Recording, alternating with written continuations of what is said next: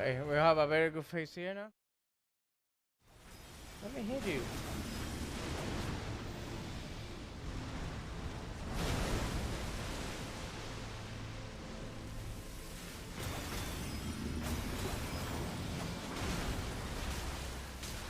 No, no, no, no! Come on, come on!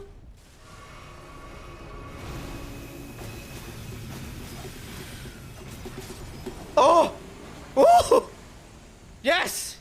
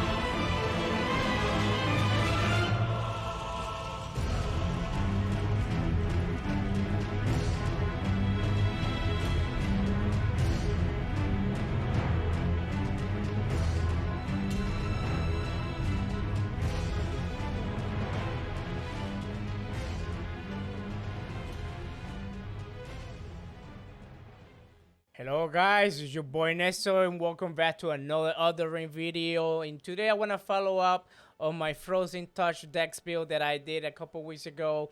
You know, it has generated a lot of views for my surprise. So I want to give you guys a little update of what I've been doing, what stats that I have now, what kind of gear I'm rocking, to give you yourself an update and what I'm planning to do with this build moving forward. So for the stats, I'm gonna stay in 150, guys, since it's gonna is pretty much what I've been seeing that most people are gonna be doing in terms of PvP meta is gonna be 150. I've been getting PvP non-stop, at least just me from my experience. So I'm guessing that, you know, that kind of confirms that everybody's around that range. So for now, I'm gonna stay in 150. If the PvP meta increases, then I'll increase the levels accordingly. In terms of the attribute points, because I'm doing more PvP now, I increase my vigor past 60. I think 60 is mandatory in PvP. No matter which build you're rocking, definitely it's gonna make a huge difference. I was rocking 45, I think it was. While in PvE, probably that doesn't matter as much. In PvP, it's different. So, you know, because all that burst damage going on, especially with bleed, which I feel like is gonna get nerfed or adjusted for sure. You can make a bleed build with this build as well if you want to switch it up, but it requires a different setup, different gear that you have to put on. I tested out, and it's actually really strong because remember, bleed doesn't have a cooldown in terms of how much you can proc. If you have a fast weapon like the one that I'm using, or any like katana and stuff like that, and you do like a rivers of blood, the more hits you get, you're gonna keep proccing that bleed. Unlike frostbite, which I feel is the most balanced status in the game, to be honest, because once you apply that, you have a cooldown that you have to wait until you proc the next frostbite. But in the meantime, you have that 20% debuff on any incoming damage. It also slows down the endurance a little bit, especially when people start running in PvP. That's where you catch them, so that's why I like frostbite.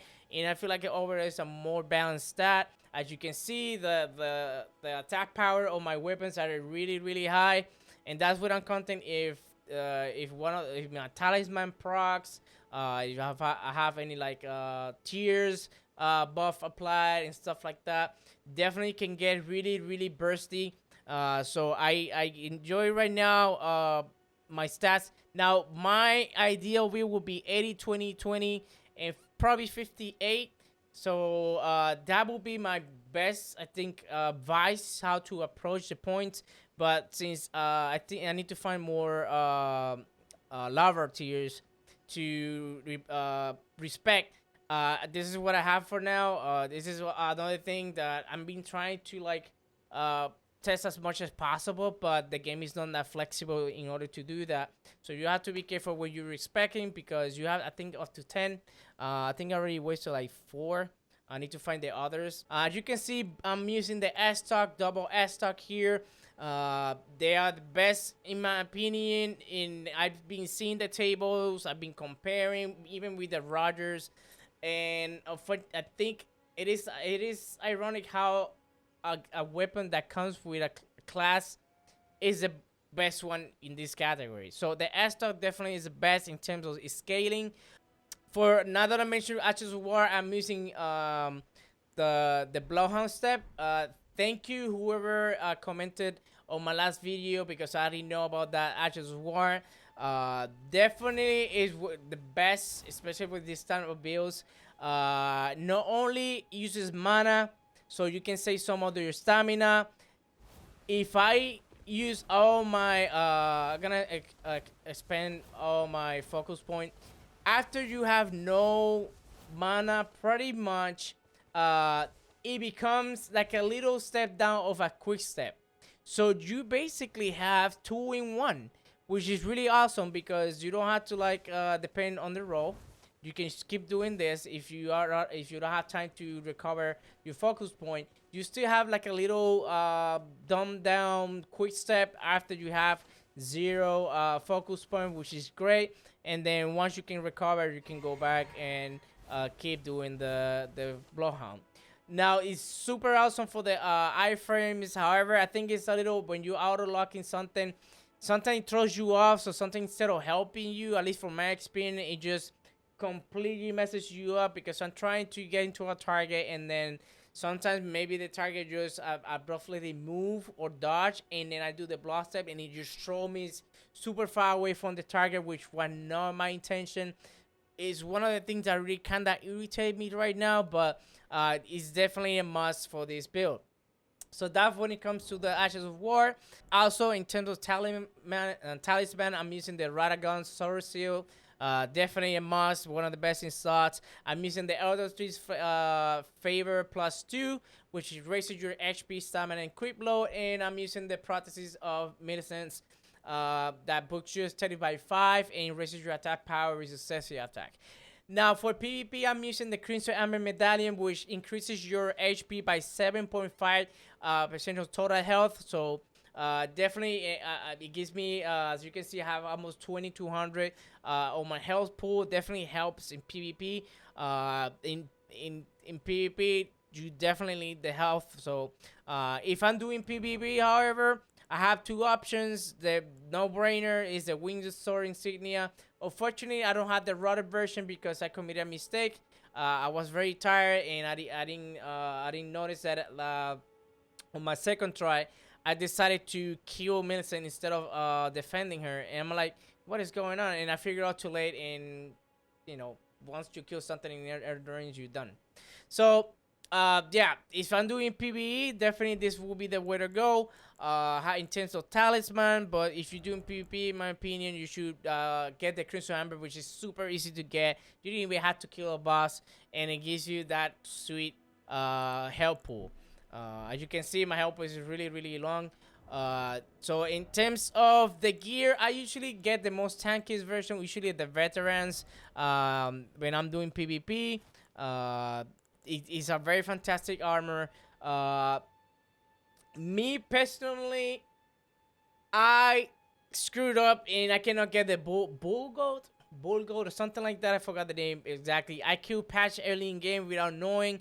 My ideal equipment will be rocking that set because it gives you so much points. Oh my god, when I play against those people, I can definitely feel the damage mitigation without counting. If they have any fade buff on it, it feels like they are so tanky. So I want to have that on my build. Now notice that on the head, I'm using the Herodas Glintstone Crown, which gives me 2 intelligence, 2 endurance for the 10% less focus points. I think it's very good to gain some of the points, and also you can sacrifice some of the points in the endurance to put it somewhere else.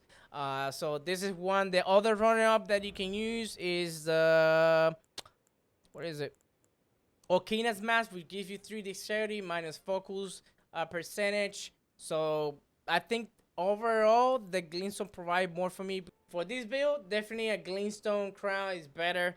I think there's one that gives you like 8 intelligence. Not entirely sure. I need to like double check. It's very similar to it has like a twin head, but it gives you minus 10% on health and stamina if I remember. So I don't think it's worth chasing those. This one is only affects my focus points, so I don't have to worry about my health going down. Because basically it makes my talisman worthless, right? So that's what I'm running right now. Now in terms of weapon, like I said, I'm running double Estocs. From my testing, this is the best rapier in the game, best transit sword in the game. In terms of this category, not the long ones. At least in this category, the Estoc, hands down, best weapon. It scales on N and King. Even though it says B, it scales super nice, even better than the Rogers. I was thinking, eventually, since Frostbite, as you know, it procs once. It's not like the bleed that you can constantly feel that bar once you proc the blood loss. You can proc it again. If you have fast weapon like this one, you can keep doing bleed loss like unstoppably. You can go crazy with this, especially with these type of weapons. I was running a bleed build before the frost one, and I was doing nasty damage, not gonna lie. So I'm thinking I'm gonna explore to see if I can make a bleed build out of the Estocs. Now my idea of being more creative, since the frostbite, like I said, you cannot proc it like bleed. It has a cooldown that you had the debuff. I cannot remember. I think it's a minute. So I was thinking putting doubles Anspert with poison, so I can proc the status effect while the person has their frost in it, and then change back. Or even in PVE as well. Definitely they can help to mitigate the target that you're fighting on, applying it. As you can see, if you put in a maxed out Anspert, if you put poison, the build up is crazy fast. So it's 96, and you still have a decent Scarlet Rod build up. So probably in a couple of trusts you're gonna proc both of them, and then you can switch back to your Estocs. Now, the other option that I was thinking was probably getting 2 more Estocs and put King on it, because like I said, once the ice procs, you can proc it again until it goes away. So I was thinking probably getting 2 more Estocs. I find a way to duplicate stuff without doing a replay through. Super easy to do to have a friend. So that's why I had double Rogers, double Ansper, because a friend gave it to me. So I'm going to get double X stocks to get 4 X stocks pretty much two with Kings, two with Frost. So when I proc the Frost, I switch to the King and have raw damage on that target. That's the idea that I have right now. If you compare even the Rogers that has 8 scaling, and I go back and change the Estoc to King, you're still gonna see that the Estoc wins overall. I've been checking numbers, nothing beats this thing right now. Unfortunately, I wish there were more options for me to like choose from in that category, but it's very limited, so that's what we have for now. So I'm gonna change this real quick. As you can see, it has a bit scaling. I'm gonna get this out, and if you go to status, as you can see, they're very close together. The Rogers has 502, where the extra has 406. So the extra overall wins in terms of what weapon you should equip if you want this type of builds. Unless you want to have a more status effect on the build, like with the Ansper, but the Ansper damage is not as great. Yeah, that's my opinion on that. So yeah, that's what my idea. The other idea that I had was putting two of the cross Najinata on my build. So probably gonna increase more of the strength to put those on. They're really strong. The scale, as you can see, has C as by default. If I cannot imagine this plus 25. So I think I'm gonna put 2 of these. Definitely gonna increase the strength a little bit more. But depends. I like the speed of my trunking sword. The other option that I have is probably equipping if I want to go into the bleed route, equipping the double curves scavenger curve sword, which is the best one in my opinion because it comes by default with bloodlust, so you can definitely do a lot of stuff with it. Apply, the frostbite, and then switch to both to apply bleed constantly while the patient is debuffed. That's another option that I have, but again, this one will require me to have a different setup. I'm using the Crimson Boba tiers, and also I'm using the Intelligent Knock Crystal tier for a little additional damage when I proc it. If I'm doing PVE, sorry, I use the Thorny Crack tiers to stack up with the other talisman that I have. If definitely the damage is super nasty. So yeah, PVE this one, PvP this one, and this one it stays no matter what I'm doing because it's really strong. You can also explore with the other Crimson tiers to give more health. Definitely that's also another addition. But since I already have enough health, I think pursuing damage makes some sense. So yeah, guys, this is the build done. I hope you guys liked it. Again, I'm gonna keep doing. I started working on my other characters. This game is amazing. I love it. It has so much potential builds, which is something that I really wanted to play. I wanted a game where I can just put my creativity on it, so I can post it for you guys. All right, guys. So I'll catch you guys later. Thank you so much for watching, and see you in the next video. Peace.